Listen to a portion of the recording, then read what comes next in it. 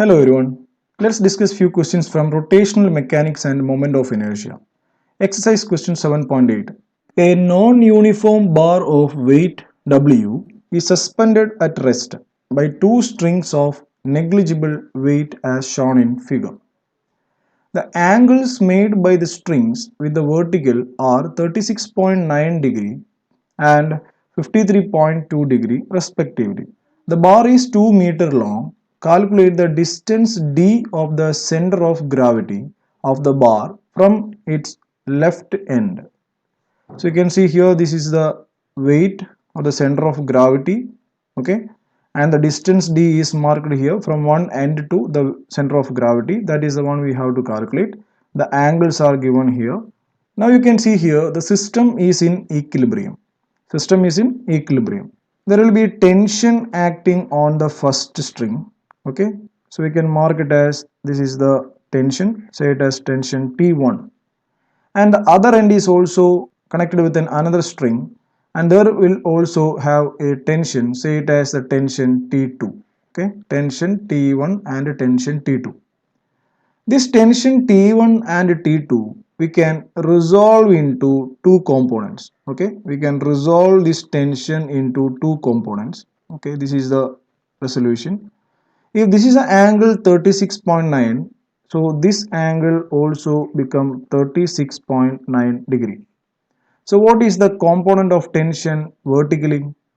That is given the T1 cos 36.9 degree. Same way, what is the horizontal component?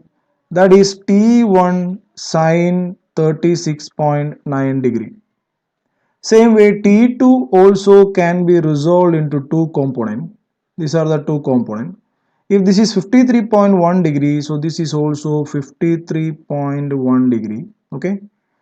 And you can see here this vertical component become what? T2 cos 53.1 degree, and here in the horizontal component T2 sin 53.1 degree. So these are the resolution of the tension now.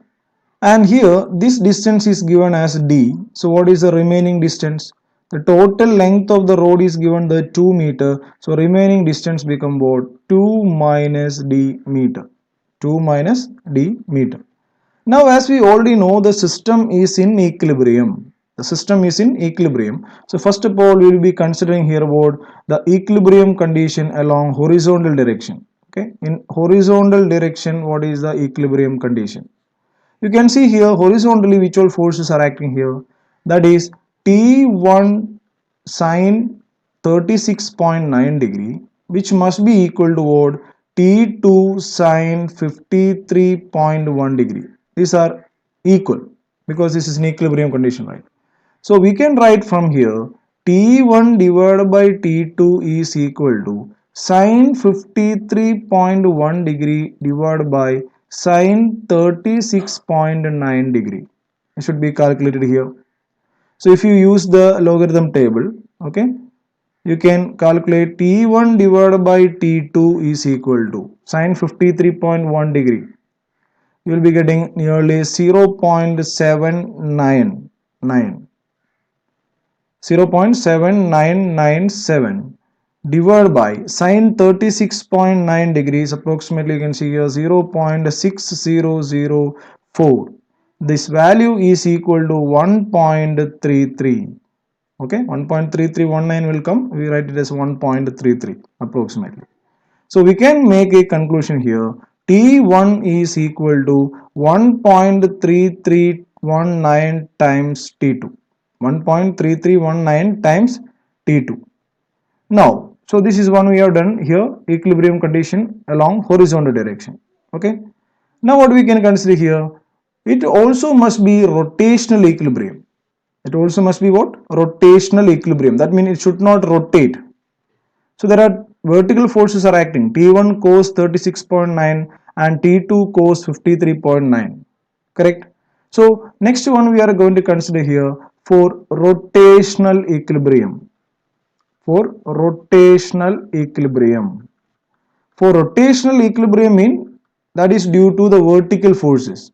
So as we already learned here, What is that? Anti-clockwise moment is equal to clockwise moment, or clockwise moment is equal to anti-clockwise moment. So you can look at the picture here, which is the clockwise moment. T1 cos 36.9 into distance d. See, force into perpendicular distance, right?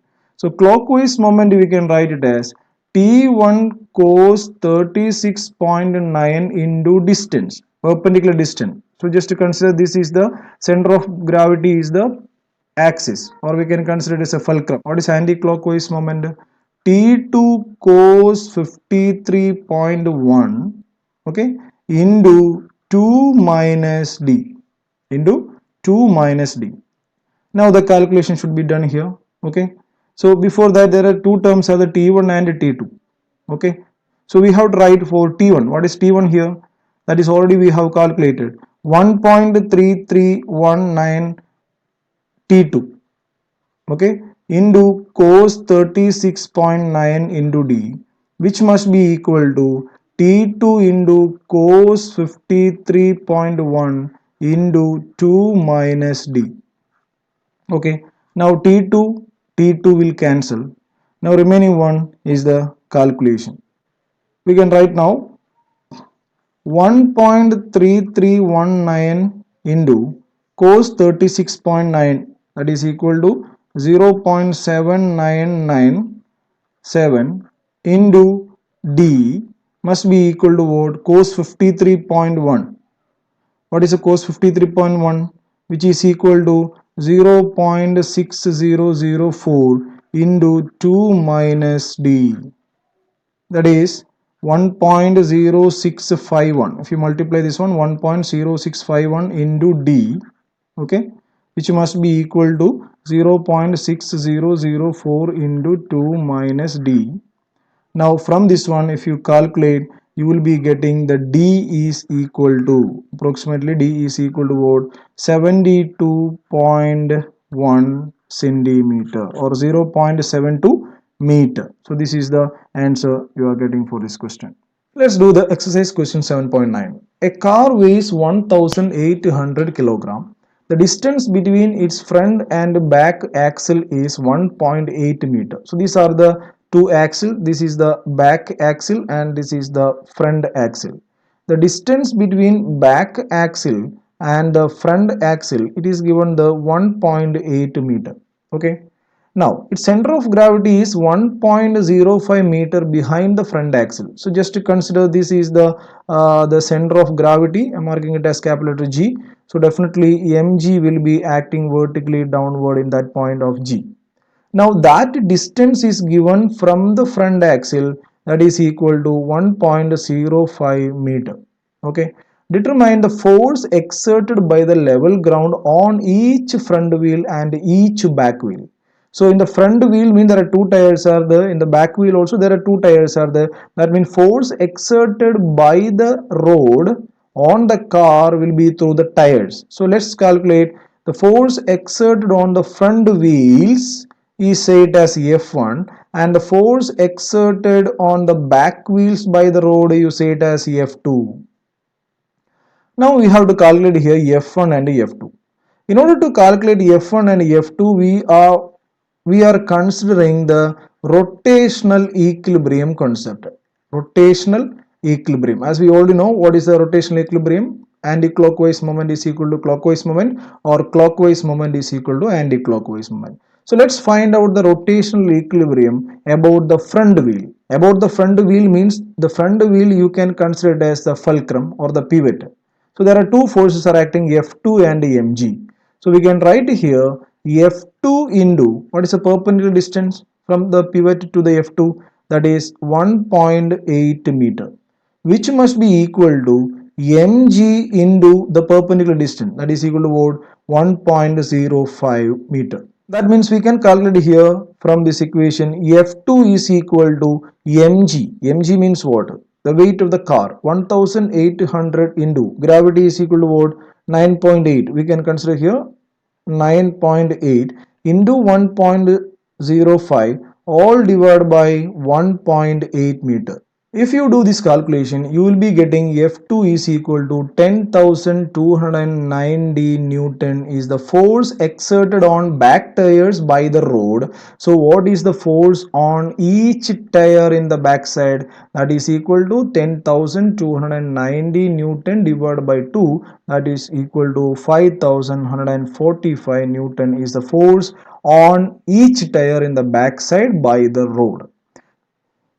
So in order to find the F1, consider the rotational equilibrium about the back wheel. Just to consider the back axle as the pivot. So we can write here the formula, anti-clockwise moment is equal to clockwise moment, right? So F1 into 1.8, that is F1, force into perpendicular distance, if this is a pivot, right, is equal to, now another force is that what, mg. So we can write here mg into perpendicular distance. What is the perpendicular distance here?